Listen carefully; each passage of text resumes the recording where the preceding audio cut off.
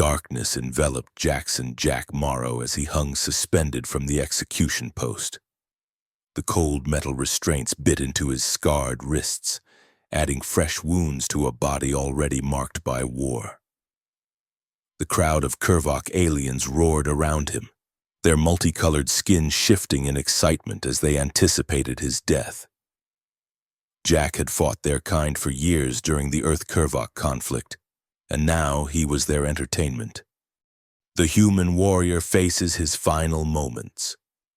The announcer's voice boomed across the massive arena, translated instantly through the neural implant forced into Jack's skull during captivity. Witness the fall of Earth's champion. Jack kept his eyes open. If death was coming, he would face it with dignity, the last defiance he could offer. He surveyed the vast stadium built into the asteroid that served as a neutral ground between Earth and Yarshiv, the Kurvok homeworld.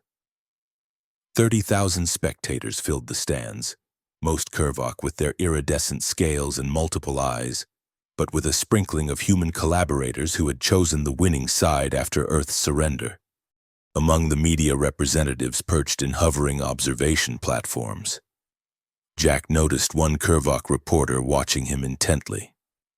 Unlike the others recording with excited commentary, this one simply observed, head slightly tilted, third eye blinking in what Jack had come to recognize as curiosity.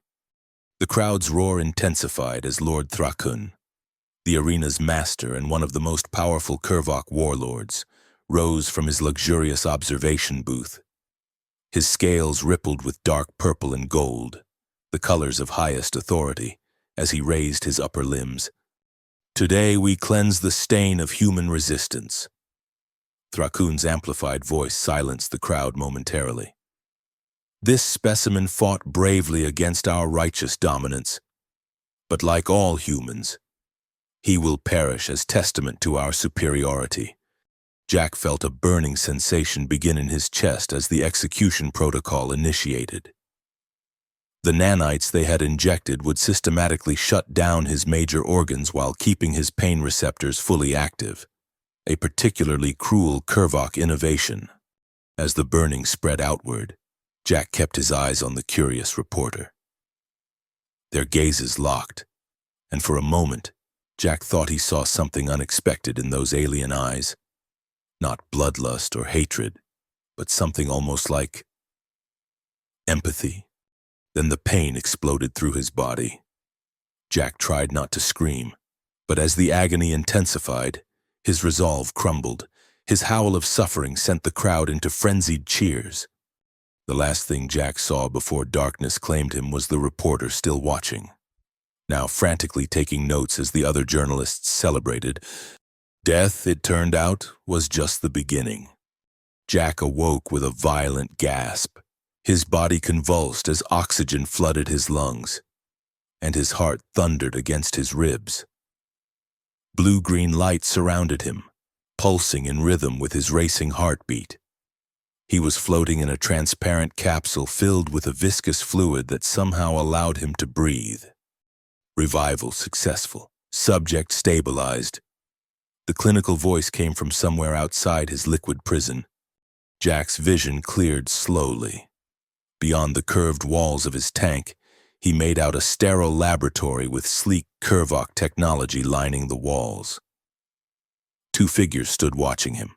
One a Kurvok medical technician in white coverings, the other the reporter who had observed his execution. "I told you the human would survive the process," the reporter said, multifaceted eyes studying Jack's reactions. "Their biological resilience is precisely what makes them valuable subjects." The technician made a clicking sound of disapproval.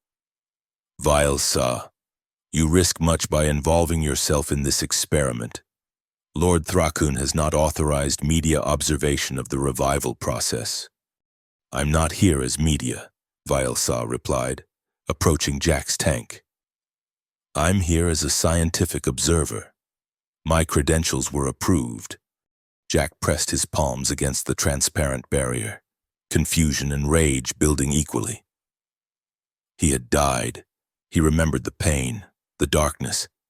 Yet here he was, alive again in what appeared to be a Kurvok laboratory. Vilsaw approached the tank, activating a communication panel.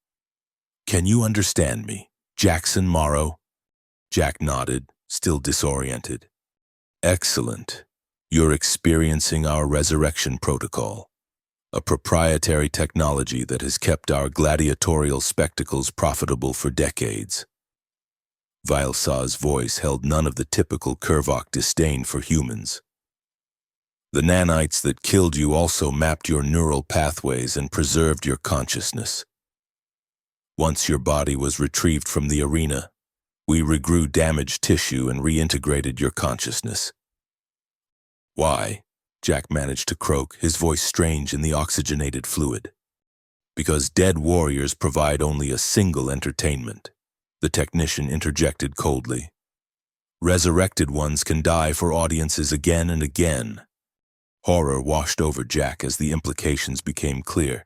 He wasn't saved, he was recycled, a reusable plaything for Kurvok bloodlust. "Your next appearance is scheduled in 3 days, the technician continued, checking readings on a hovering display. "Recovery appears nominal." After the technician left, Vilsaw lingered, moving closer to the tank. With a quick glance at the door, the Kurvok journalist lowered its voice. "Listen carefully, human. I am not your friend, but we may have aligned interests." Velsaw's middle eye narrowed, a Kurvok expression of secrecy. "Your survival of multiple revival cycles has attracted attention beyond mere entertainment. You are inadvertently becoming proof of certain limitations in Kurvok technology." Jack stared, uncomprehending. "The resurrection process breaks down with repeated use. Most subjects degrade after 3 or 4 revivals, but you've survived 7. This anomaly threatens certain political narratives about Kurvok superiority." Vilsaw tapped something into a wrist device. "I am a truth seeker, not a propagandist. Your story may be more valuable than you realize." Before Jack could respond, the lab door slid open, and Vilsaw immediately stepped back, adopting a professional demeanor. "Fascinating biological responses," the journalist said loudly. "The human specimen shows remarkable adaptation to revival stress." A guard entered, eyeing the scene suspiciously. "Your observation time is concluded, journalist. The subject requires isolation during final neural realignment." Vilsaw nodded respectfully to the guard, but gave Jack one final, meaningful look before departing. Left alone in his tank, Jack closed his eyes, processing this new reality. He wasn't just fighting for survival now. He had become unwitting evidence in some larger Kurvok political conflict. If what Vilsaw suggested was true, Jack wasn't merely entertainment. He was a liability to someone powerful. For the first time since his capture, Jack felt something beyond despair. Not quite hope, but its distant cousin, possibility. The training room was deliberately sparse, a large chamber with reinforced walls and a floor that could reconfigure to create various combat environments. Jack stood in the center, breathing heavily from the exertion of his workout. 3 days had passed since his last revival, and his body felt stronger than it had any right to be. "Your physical recovery exceeds projections," observed the combat trainer, a Kurvok veteran named Korvash whose scales bore the dull gray of age. "Most revived subjects require additional stimulants to achieve combat readiness." Jack didn't respond. He had learned that silence was often the best strategy with his captors. The less they knew about his thoughts, the better. "Tomorrow you face the Crusher, a modified mining exosuit piloted by a convict seeking redemption." Korvash continued, circling Jack with professional interest. "The arena has been modified with industrial hazards. You will be provided with rudimentary weapons, but your survival will depend primarily on agility and environmental awareness." Jack nodded once, absorbing the information while revealing nothing. Lord Thrakun has personally increased the wager pool for your death. He seems invested in your failure. The old trainer's voice carried a note of something unidentifiable, perhaps warning, perhaps simple observation. Wouldn't want to disappoint him, Jack muttered, his first words of the session. Korvash made a sound that might have been a Kurvok laugh. Indeed. Though I note your previous performances have all ended in his disappointment. The trainer activated a control panel, and a rack of weapons emerged from the floor. Practice with these. They are identical to what you'll receive tomorrow. The weapons were deliberately primitive. A shock spear with limited charge, a shield generator with structural weaknesses, and a set of throwing discs with dull edges. All designed to give the appearance of fair combat while ensuring the spectacle would be prolonged and bloody. As Jack tested the balance of a throwing disc, the training room door slid open unexpectedly. Valsaw entered, now dressed in formal journalist attire bearing the insignia of the Central Kurvok Broadcasting Authority. I have authorization for a pre-combat interview, the journalist announced, displaying credentials to Korvash. The trainer examined the permit and nodded reluctantly. 20 minutes. No physical contact with the asset. Once Korvash retreated to a monitoring station across the room. Valsaw approached Jack, recording device visibly active but positioned to block their faces from the surveillance cameras. Your combat tomorrow has attracted unprecedented betting activity, Valsaw said loudly, then lowered their voice. The resurrection technology is derived from human genetic material. Did you know this? Jack nearly dropped the disc in shock but maintained his composure. I'm honored by the attention, he said for the benefit of any listeners, while slightly shaking his head in response to Valsaw's question. The technology was reverse-engineered from experiments on human prisoners during the early war years. Valsaw continued quietly, pretending to adjust recording equipment. But it's unstable. Each resurrection causes microscopic degradation of neural pathways. Most subjects become non-viable after 4 or 5 revivals, memory loss, motor function impairment, eventually complete neural collapse.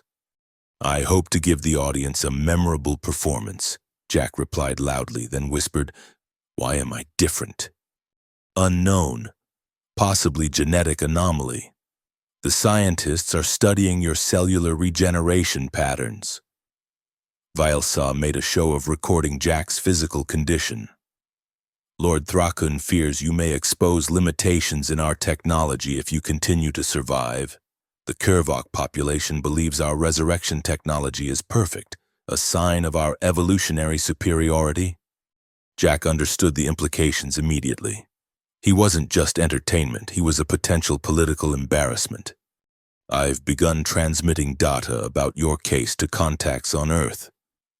Valsaw added, barely audible. Your continued survival in the arena has made you something of an underground symbol to human resistance cells. What do you want from me? Jack whispered. Survive tomorrow. I need more time to build my investigation. Valsaw straightened up, speaking normally again. Do you have any message for your audience before tomorrow's combat?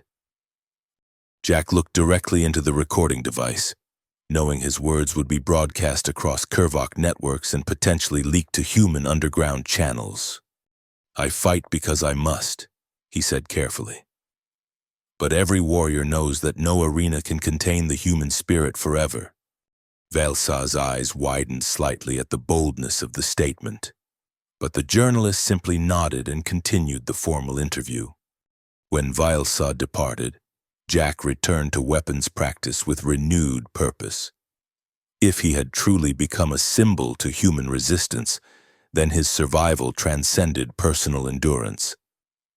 Each time he refused to die permanently in the arena, he delivered a message. Humanity could not be broken, not even by death itself. The following day, Jack stood in the arena's entry chamber, adrenaline sharpening his senses as he waited for the gates to open.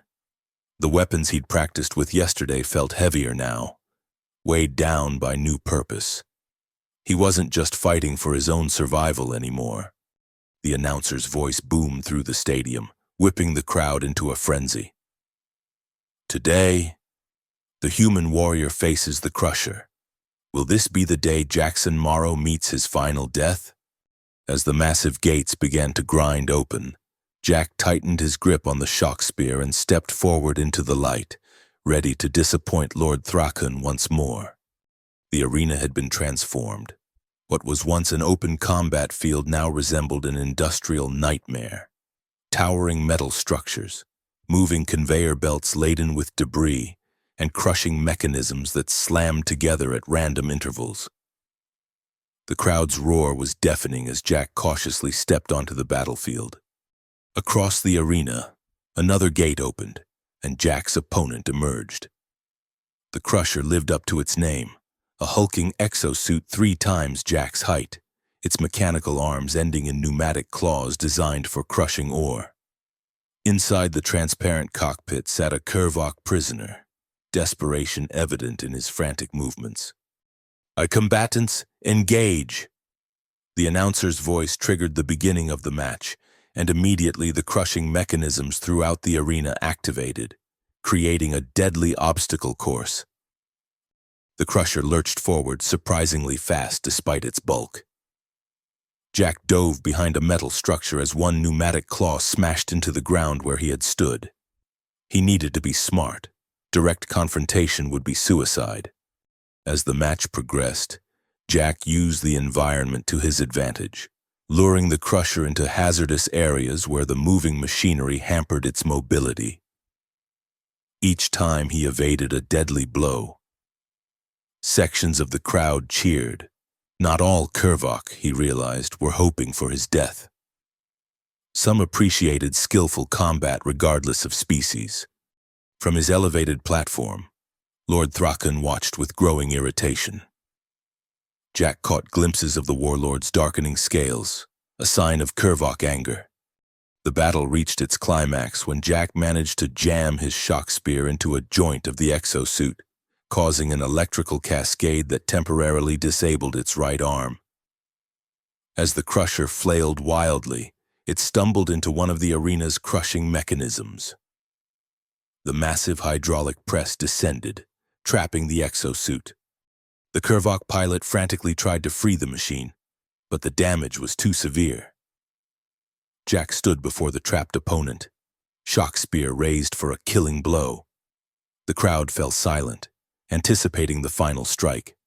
Instead, Jack lowered his weapon and addressed the trapped pilot. I have no quarrel with you. We're both pawns in this game. The pilot stared in disbelief through the cockpit glass. Jack turned to face Lord Thrakun's platform directly. I reject this performance of death, he shouted, his voice carried by the arena's acoustic system. If you want me dead, come down and face me yourself. Gasps rippled through the audience. No gladiator had ever directly challenged a Kurvok lord. It was unprecedented and thrilling to the spectators. Thrakun's scales flashed dangerous patterns of rage and indignation. He stood, about to respond, when security alarms suddenly blared throughout the arena. The crushing mechanism that held the exosuit began to malfunction, its hydraulic press rising unpredictably. Jack reacted instinctively, helping the trapped pilot escape the cockpit before the entire structure collapsed. As chaos erupted in the arena, Jack caught sight of Veilsaw in the press box, manipulating controls that should have been off-limits to journalists. Guards flooded the arena floor, surrounding Jack and the injured pilot. But the crowd's reaction was unexpected. Many Kurvok spectators were cheering Jack's defiance and his mercy toward his opponent. It seemed that after countless bloody spectacles, even the Kurvok had developed an appreciation for something different. As Jack was led away in restraints, he locked eyes with Veilsaw across the distance. The journalist gave a subtle nod. Something had changed today. a small victory in a larger war that extended beyond the arena's walls. In the days that followed, Jack's act of mercy became the talk of Yarshiv. Despite attempts by Lord Thrakun to suppress the story, Vilesaw's coverage spread rapidly through both official and underground channels. The fact that a human, a supposedly inferior species, had shown honor in combat challenged the propaganda narrative that humans were savage creatures unworthy of respect. Jack's existence became increasingly problematic for the Kervok leadership. His continued survival through multiple resurrections raised uncomfortable questions about the limitations of their technology, while his behavior in the arena inspired admiration rather than contempt. Worst of all, human resistance cells were using recordings of his performances to rally support. Lord Thrakun decided it was time to end the problem once and for all. "Your next combat will be your last human," the warlord announced during a personal visit to Jack's holding cell. Thrakun's scales rippled with barely contained fury. "I have arranged a special opponent, one who has never known defeat." Jack stood calmly, meeting the warlord's gaze without flinching. "I've heard that promise before." Thrakun's upper lip curled back, revealing serrated teeth. "You face Kravtor tomorrow, my personal champion and the finest warrior the Kervok have ever produced. He has killed over 300 opponents without requiring resurrection himself." "He sounds like an interesting challenge," Jack replied, his calm demeanor further infuriating the warlord. "Mock while you can. After Kravtor destroys you, I've ordered your neural patterns erased rather than preserved. No resurrection. True death." Thrakun moved closer to the energy barrier separating them. "Your little rebellion ends tomorrow." After the warlord departed, Jack sat on his sparse sleeping platform, contemplating what might truly be his final night. He had survived 7 resurrections already, each one supposedly impossible, but even he recognized that his luck would eventually run out. The cell door opened unexpectedly and Vilesaw slipped inside, having somehow bypassed security protocols. "We don't have much time," the journalist said urgently. "Tomorrow's combat is a setup. Kravtor has been enhanced with experimental combat stimulants. They've rigged the arena with hidden weapons that will activate against you." Jack wasn't surprised. "Thrakun said this would be my last fight." "It may well be, but not necessarily as he intends." Vilesaw produced a small device and pressed it into Jack's hand. "This contains a disruptor algorithm. When activated, it will temporarily interfere with the arena's AI control systems. You'll have perhaps 30 seconds before the backup systems engage." Jack examined the tiny device. "Why are you helping me? What do you get out of this?" Vilesaw's multiple eyes blinked in sequence, a Kervok expression of complex emotion. "I began observing you as an interesting anomaly, a scientific curiosity. But I've watched you maintain your humanity despite everything done to you." The journalist paused. "My people weren't always like this. The arena culture, the resurrection technology, they've corrupted us, made us worship power above all else." "So I'm your redemption story?" Jack asked skeptically. "No, you're proof that another way is possible." Vilesaw moved toward the door. "I've transmitted comprehensive evidence of resurrection technology failures to both human authorities and Kervok reform advocates. Tomorrow, during your match, it will be broadcast across all networks simultaneously.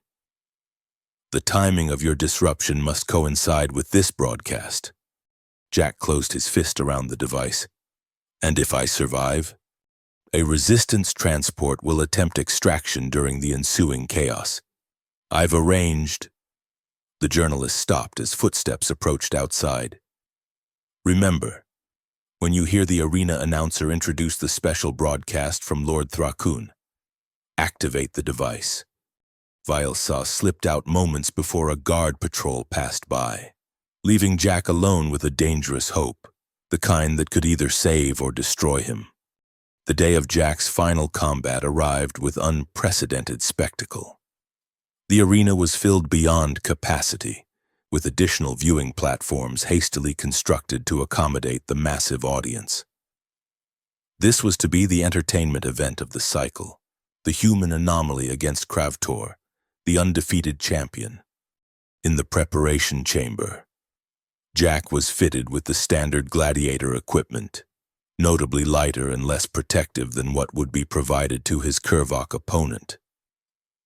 The small disruptor device was hidden against his skin, undetected by the cursory security scans. "Quite the turnout for your final performance," remarked the preparation technician. "A different Kurvok than usual. Even the reform factions have representatives in attendance." Jack said nothing, focused on his mental preparation. He had one chance, one moment to act. Everything had to align perfectly. When the gates finally opened, Jack walked into the arena with measured steps, absorbing the atmosphere. The massive space had been configured as a classical battle arena, with minimal obstacles and nowhere to hide, a setup that heavily favored the physically superior Kurvok warrior. The crowd's reaction to his entrance was mixed, jeers from hardcore Kurvok supremacists, but also scattered applause and even some chants of his name from sections of the audience. Jack noted with interest that many spectators were wearing blue armbands, a color not typically favored in Kurvok culture. "Today we witness the culmination of our greatest entertainment saga," the announcer boomed. "The persistent human Jackson Morrow faces the undefeated champion of Lord Thrakun himself, Kravtor." From the opposite gate emerged a Kurvok warrior unlike any Jack had faced before. Kravtor stood nearly 8 feet tall, his scales a deep crimson with black geometric patterns, natural markings that indicated pure bloodline and elite status. He carried a traditional Kurvok war staff that crackled with energy at both ends, and his armor was minimal, displaying supreme confidence. Lord Thrakun rose from his observation platform, scales glittering with anticipation. "Before we commence this historic combat, I have prepared a special announcement for our loyal spectators and those watching throughout the systems." This was the cue Vilesa had mentioned. Jack tensed, fingers reaching for the disruptor device concealed against his ribs. "Today marks not only the end of this human's defiance, but also the unveiling of the next generation of Kurvok resurrection technology, which will—" Jack never heard the rest of the announcement. He activated the disruptor, and immediately the arena's environmental systems went haywire. The atmospheric regulators failed first, creating a momentary fog as temperature differentials collided. The lighting flickered wildly, and the security barriers between the audience and the arena floor wavered. Simultaneously, every viewing screen in the arena switched from Thrakun's face to a detailed technical presentation narrated by Vilesa. The journalist's voice echoed throughout the stadium. "Exclusive investigation. The fatal flaws of resurrection technology and the suppression of truth by arena authorities." Chaos erupted in the stands as the implications of the broadcast became clear. Security forces scrambled to regain control of the systems, while Thrakun roared orders that went unheeded in the confusion. On the arena floor, Kravtor remained focused despite the pandemonium. The champion warrior charged at Jack, war staff whirling with deadly precision. Jack narrowly evaded the first attack, feeling the energy discharge singe his arm as it passed. The two combatants engaged in a desperate battle amid the growing disorder. Kravtor was everything his reputation promised: faster, stronger, and more skilled than any opponent Jack had faced. But Jack fought with the knowledge that this truly was his last chance, unleashing every skill and tactic he had learned throughout his military career and subsequent arena battles. As they fought, the screens continued to broadcast Vielsa's exposé, revealing damning evidence, failed resurrection attempts, neural degradation in subjects, and most explosively, documentation proving the technology had been reverse-engineered from captured humans rather than developed by Kervok scientists. The audience's reaction shifted from confusion to outrage. The blue-banded spectators, reform advocates, Jack now realized, began organized chants that spread through sections of the crowd. What had begun as entertainment was transforming into political protest. Kravtor drove Jack back with a flurry of strikes, each one nearly connecting with lethal force. "Your disruption changes nothing, human," the champion growled. "You still die today." Jack parried a thrust with his shield, which cracked under the impact. "Maybe," he panted, "but not for their entertainment." The battle continued as security forces began to lose control of the increasingly agitated crowd. In the luxury observation boxes, Jack glimpsed physical confrontations breaking out between Kervok officials. Kravtor pressed his advantage, landing a glancing blow that sent Jack sprawling across the arena floor. The champion advanced for the killing stroke, war staff raised high. "Any final words, human?" Kravtor demanded, his voice carrying despite the chaos. Jack looked past his opponent to where Lord Thraken watched in fury as his spectacle transformed into political disaster. "Just one question," Jack replied, slowly rising to his feet. "Do you ever wonder if you're fighting for the wrong side?" Something flickered in Kravtor's eyes. Doubt, perhaps, or recognition. The champion hesitated for a crucial moment. That hesitation was all Jack needed. He lunged forward beneath the war staff's arc, driving his shock spear into a gap in Kravtor's armor. The weapon discharged its full power reserve, sending the champion staggering backward. Kravtor recovered quickly, but the dynamic had shifted. Their combat became more measured, each warrior reassessing the other with newfound respect. Above them, Vielsa's broadcast reached its climax, revealing the most damning evidence. Lord Thrakun had deliberately sabotaged resurrection attempts for political rivals, using the technology not just for entertainment but for covert assassination that appeared as resurrection failure. The stadium erupted. What had been an organized sporting event transformed into the catalyst for revolution. Barriers between seating sections collapsed as Kervok factions clashed. Security forces were overwhelmed, some even joining the reformist protesters. In the arena, Jack and Kravtor found themselves fighting not just each other but also avoiding chaos spilling onto the combat floor. When a group of security forces loyal to Thrakun entered the arena with weapons aimed at Jack, something unexpected happened. Kravtor stepped between them and Jack. "This is a sanctioned combat," the champion declared, "but no interference."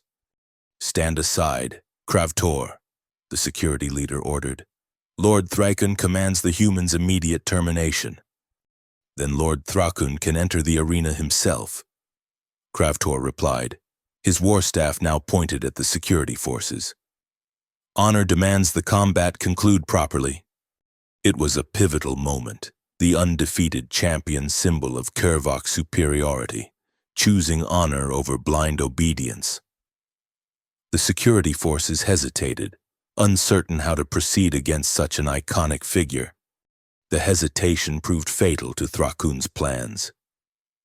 From multiple entry points, figures in unmarked armor stormed the arena, human resistance fighters coordinated by Vielsa, mixed with Kervok reformists. The extraction team Vielsa had promised had arrived. "Jackson Morrow," called their leader, a human woman whose armor bore faded Earth Defense Force insignia. "With us, now!" Jack looked to Kravtor, expecting the champion to prevent his escape. Instead, the warrior lowered his weapon. "Go, human. Our combat will conclude another day, on more equal terms."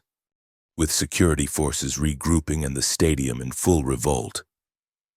Jack joined the extraction team as they fought their way toward a concealed exit. Through the chaos, he caught sight of Vilsaw being pursued by Thrakun's personal guards. Without hesitation, Jack broke from the extraction path. "Where are you going?" shouted the extraction leader. "To repay a debt," Jack called back, already sprinting toward the journalist who had risked everything to expose the truth. Jack reached Vilsaw just as the guards cornered the journalist against a collapsed section of the arena. Using the last of his strength, Jack engaged the guards, creating an opening for both of them to escape. "You should have left with your people," Vilsaw said as they raced through maintenance tunnels beneath the arena.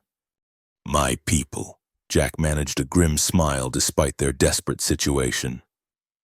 "After everything that's happened, I think that definition has expanded." They emerged into a loading bay where the remainder of the extraction team had secured a transport. As they boarded, Jack looked back at the arena, symbol of oppression, site of his repeated deaths and resurrections, and now, unexpectedly, the birthplace of revolution. The transport lifted off amid weapons fire from remaining security forces. Through the viewport, Jack watched as the grand arena receded, smoke rising from multiple points as the uprising spread beyond its walls. "Where to now?" he asked the extraction leader. "Earth first," she replied.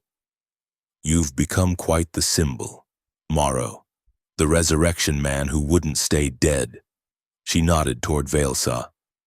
"And your friend here has enough evidence to shatter what's left of Kurvok propaganda about human inferiority." Vilsaw looked uncomfortable at being the center of attention among so many humans, but remained composed. "This is merely the beginning." The arena was a symbol of Kurvok dominance. Its fall will resonate across both our worlds. As the transport accelerated away from Yarshiv, Jack felt the weight of multiple deaths and resurrections on his shoulders. He had entered the arena as a prisoner and emerged as something else entirely. A bridge between species, a symbol of resistance and proof that even the most entrenched systems could be challenged. "To get some rest," the extraction leader advised. "Earth's reception will be intense." Jack nodded, allowing exhaustion to finally claim him. This time, however, darkness came with the promise of genuine awakening rather than manufactured resurrection. As consciousness faded, his last thought was not of the arena but of what might rise from its ashes. 3 months after the arena uprising, Jack stood on the observation deck of the newly established Interplanetary Cooperation Center on Luna. Earth's scarred surface stretched below, still bearing the marks of the conflict with the Kurvok, but now spotted with the lights of rebuilding cities. "Quite the view," observed Vilsaw, joining him at the viewport. The journalist's scales had acquired a bluish tint, the Kurvok physiological response to prolonged exposure to Earth's atmosphere. "Worth fighting for," Jack replied. Since their return to Earth, both had become central figures in the complex peace negotiations between humans and the reformed Kurvok government. Thrakun's regime had collapsed within weeks of the arena broadcast, as revelation of the resurrection technology's failures and manipulations destroyed public confidence. "The council is ready for your address," Vilsaw said. "Representatives from 17 human colonies and 23 Kurvok territories are waiting."